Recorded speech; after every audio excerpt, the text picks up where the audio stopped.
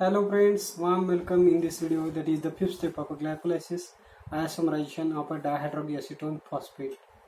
This is the last step of a preparatory phase of a glycolytic pathway. So what is happening in this reaction? In this reaction, dihydroxyacetone phosphate, a ketose sugar, converts into glycerol D3 phosphate and aldose sugar in the presence of a enzyme triose phosphate isomerase. Friends, as we know that dihydroxyacetone phosphate can't convert into 1,3-bisphosphoglycerate, which is an intermediate of a glycolytic pathway as well as a high energy compound. So to enter into the glycolytic pathway, dihydroxyacetone phosphate must convert into the glycerol D3 phosphate.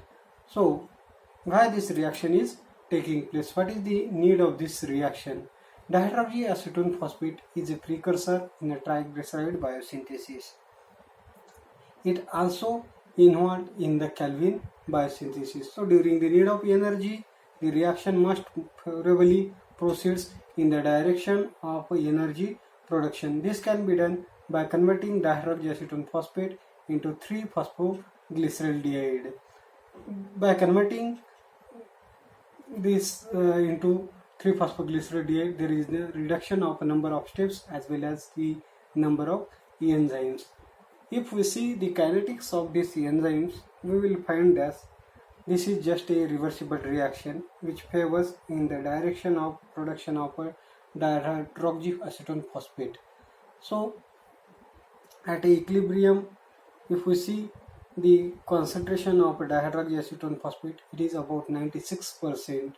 So even in such condition, how the 3-phosphoglyceraldehyde is formed from the dihydroxyacetone phosphate? This is possible only due to the continual removal of the products of a glycolytic pathway. This is called as Le-Chatelier's principle, which states that if a constant such as a change in pressure, temperature or a concentration of a reactant is applied to a system in equilibrium, the equilibrium will shift so as to tend to counteract the effect of a constraint. So, what are the features of this enzyme? Much is known about the catalytic mechanism of triose phosphate isomerase. Especially, it is an interesting enzyme. Triose phosphate isomerase catalyzes the transfer of a hydrogen atom from C1 to C2 in converting dihydroxyacetone phosphate into glycerol D3 phosphate, an intramolecular oxidation reduction reaction.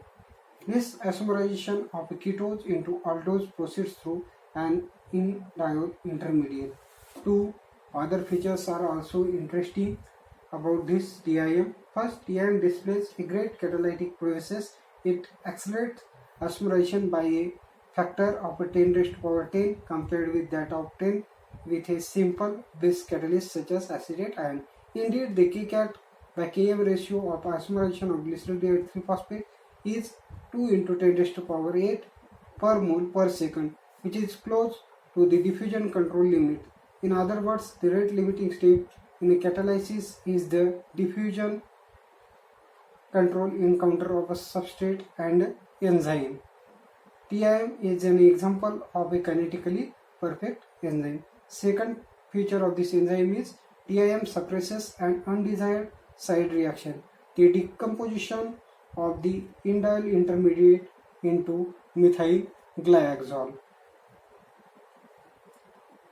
In solution, this unfavorable reaction is 100 times faster than isomerization. Hence, TIM must prevent the indiol from leaving the enzyme. This labile intermediate is subsequestered in the active site by the movement of a loop of 10 residues. This lead shuts the active site when the indiol is present and reopens when isomerization is completed. So now we will see what are the structural changes which are taking place in this reaction. So friends, this is a DHAP. Now this hydrogen or proton is pulled by the enzyme. The position number 165 possesses the amino acid glutamate. This glutamate pulls this proton, but this glutamate is a acidic one, so it can't proton.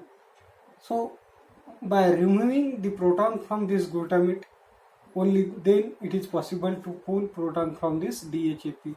So this histidine, which is basic one, pull this proton from this carboxylic group.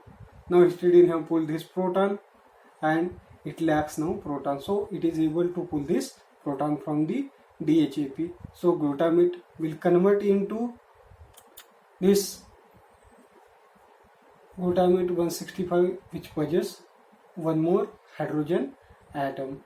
That means this hydrogen atom is obtained from the first position of this DHAP.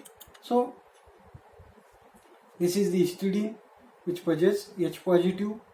Now this H positive is donated to the second position of this DHAP and an indiol intermediate is formed.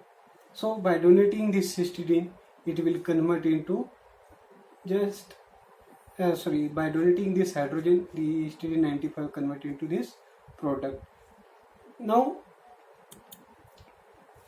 this is the indiol intermediate and this is the product which is obtained previously. Now this H and this H is donated to the histidine. By donating H to the histidine, this is converted into histidine H positive, and by donating this H to this second position, it will convert into 3-phosphoglyceraldehyde. So in this way this reaction occurs. This is the last product obtained in this reaction. This is the glutamate 165 and this is the histidine 95, which are the part of the enzyme. So in this way this enzyme carry out this reaction. Thank you.